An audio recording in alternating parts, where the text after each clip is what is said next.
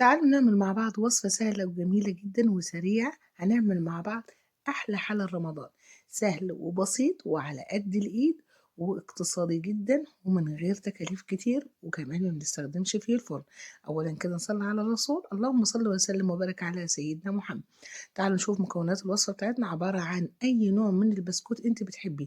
أنا هنا استخدمت البسكوت بطعم الكراميل والقرفة في نفس الوقت. طعمه يا جماعة وريحته تحفة جدا. زي ما انتم شايفين بتجيب الصينية، أي صينية عندك، وتبدأي تعملي صف من البسكوت من غير ما تحطيه في حليب ومن غير أي حاجة. تعالوا بقى معايا نحضر أول طبق. عبارة عن إيه؟ عبارة عن 3 أكواب من الحليب، وعليهم كمان أنا هنا جبت باكت من الكريم كراميل. الباكت ده فيه ظرفين من الكريم كراميل. هاخد ظرف واحد بس وهبدأ أحطه، والظرف التاني هاخد نصه بس. بعد كده هحط عليهم نص كوباية من السكر، وبعد كده هحط عليهم كمان عشان عامل الربط هحط عليهم معلقتين من النشا. المعلقتين طبعا هنا ما جوش في التصوير ده، بس هما كده محطوط عليهم معلقتين من النشا.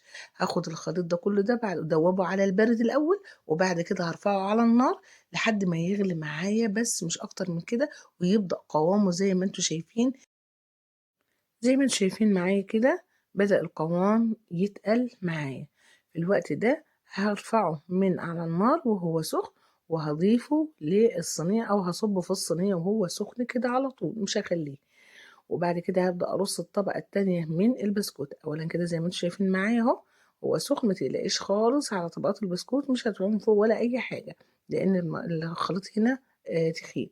هبدأ كده أرص صف تاني من البسكوت. وكان ممكن هنا لو انت حابة تطحن البسكوت عادي مفيش مشكلة، بس أنا شايفة إن رص طبقات البسكوت هنا أفضل وأحسن، وبتطلع شكلها حلو جدا وطعمها بيبقى مميز جدا جدا. هنرص هنا صف من أو طبقة من البسكوت، وهركن الصينية على جنب، وابدأ أحضر الطبقة التانية من البودنج. عبارة عن ايه الطبقة التانية؟ نفس الكلام. هبدأ هنا عندي 3 كوبايات من الحليب. طيب أنا لاحظت إن الحليب خلص، خدت كوباية وحطيت عليهم كوبايتين من المية، وحطيت عليهم معلقتين من الحليب البودر. عشان كده بقول لكم حتى لو ما فيش الحليب البودر عادي جدا، الوصفة بتاعتنا اقتصادية وسهلة وبسيطة ومش هتوقفنا أي حاجة. ومعايا نص الباكو من الكريم كراميل حطيته، وحطيت هنا معلقتين كبار من أو 3 معالق ممسوحة من الكاكاو.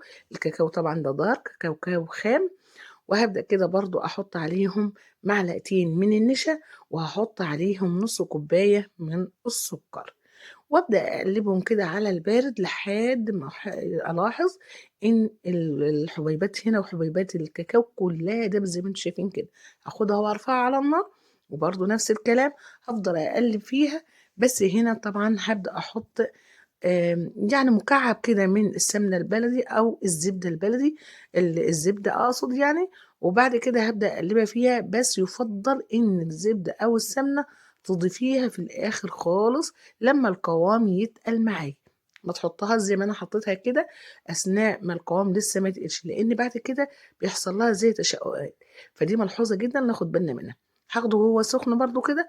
وعلى فكره برضو لو عندك شوكولاته ممكن تحطيها عليه، بس احنا الوصفه بتاعتنا اقتصاديه، محطتش اي نوع من انواع الشوكولاتات خالص.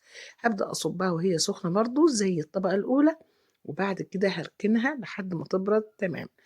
هبدأ كده لو انت عندك شوكولاتة زي ما بقولك ممكن مبشورة او الشوكولاتة الشيبس او الفارماسيل، ممكن ترشيها. الطبقة الأخيرة دي بترجع لذوقك انت أو للمتوفى. بعد ما بردت جبت هنا معلقة من الكاكاو وبدأت أرشها. أنا عايزة أقول لكم المعلقة دي موديها في حتة تانية. طبعا هنا دي بتشبه الكيكة الشموال لو تسمعوا عنها، شكلها حلو قوي قوي وطعمها مميز جدا جدا. الكاكاو مخلي طعمها في حتة تانية خالص. هنا كنت محضرة معلقة واحدة بس من الكريم شانتيه. هبدأ أزوق بيها هنا الشكل بتاعنا من فوق. ده كده هديها شكل عشوائي، يعني ملوش أي شكل معين، دي براحتك انتي. ده شكل عشوائي خدتها كده زي ما انتوا شايفين. وجبت برضو ظرف الكراميل بقى وبدأت أزين بيه، خدته برضو بنفس الطريقة بطريقة عشوائية، وحطيته على الطبقة من فوق. وزي ما انتوا شايفين شكلها كده اداها شكل واداها طعم. زي ما انتم شايفين طلع معانا الطبقات، يعني هوريها لكم دلوقتي. جميلة جدًا، طبقة البسكوت من تحت وطبقة البسكوت في الوسط باينة جدًا ومميزة، شكلها حلو أوي، أوي، طعمها أحلى بكتير زي ما أنتِ شايفة معانا ناعمة وجميلة جدًا، وعايزة أقول لكم خفيفة وصحية، يعني دي من الحلويات اللي الواحد بيفضّلها وخاصةً في شهر رمضان الكريم، لا فيها سُكّر كتير ولا فيها زيوت ولا فيها أي مادة دهنية كتيرة، حاجات بسيطة جدًا، وعلى فكرة معلقة السمنة ممكن تستغني عنها. لحد هنا الفيديو بتاعنا انتهى وكل سنة وأنتم طيبين.